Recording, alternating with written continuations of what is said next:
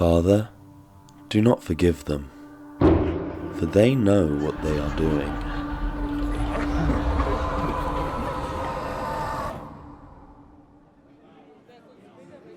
"1,500 years have passed since the day Jesus descended from the cross and took vengeance upon those who had put him there. Once he had done so, once he had wreaked bloody revenge upon Pilate and all who had aided him in Christ's persecution, he instructed his apostles to write new commandments, and to write them in blood."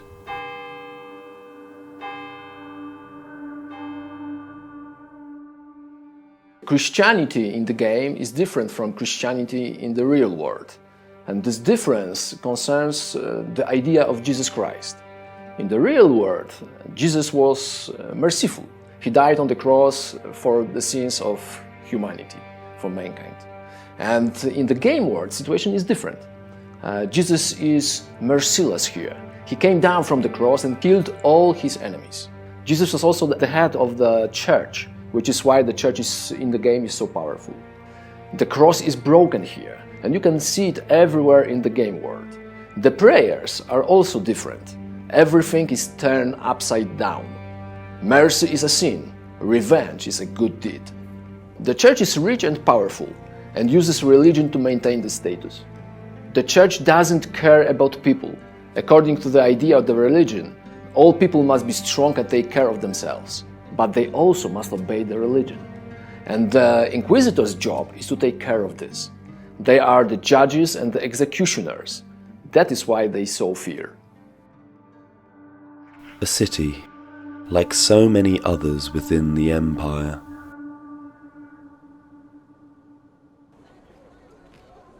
In Königstein, life is cheap and sin is oh so common.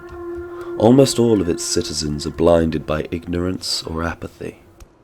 The peasantry dull their minds with drink, whilst the nobility and the church hierarchs decide the fate of the empire from cathedrals clad in gold.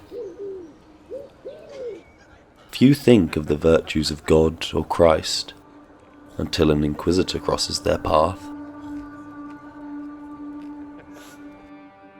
One of the cooler tidbits about the creative process of our game is that when we were looking for inspiration for the town of Königstein, we decided not to look too far. Our studio is based in Wrocław, where many of us come from, so Königstein is reminiscent of Wrocław in many ways. Both have ancient histories, both have seen turbulent times, and both are situated on a river. This is also where we found inspiration for some of the districts, such as the harbor, the cathedral, and the market square with the town hall. The harbor is my favorite part of the city. It's full of life and it hides some interesting places for the player to find, like the entrance to the underground passage, a bandit's hideout, and a brothel. A place shrouded in darkness, soaked with pain, guilt, and fear. Few know of the unworld's existence, fewer still have been there, and almost none know of its true nature. It is a place filled with energy that has no form. It is the primordial, unformed chaos from which everything results, good or bad. A place that is beyond reality, time and space. It contains everything that humanity has ever thought about. It is the base of souls, the unity that brings together everything, all the knowledge of mankind, the source of the creation. This is paradise or hell. Everyone has potential to access it, but not all minds are capable of grasping it. It reflects the general conditions of mankind, in this case, evil. An ordinary mortal has no idea of the existence of the unworld. It goes beyond his reasoning, drives him mad at the mere thought of such a complex construction. If by some miracle he experiences the unworld, he will go mad. This is not a place for weak minds. The unworld directly reflects the global state of human consciousness, filled with evil, fear, death, and guilt in our realities.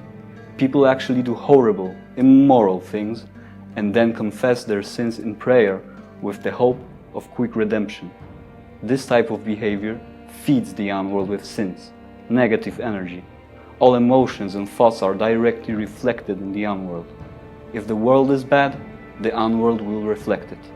As things stand in our game, the unworld is hell, a place without hope.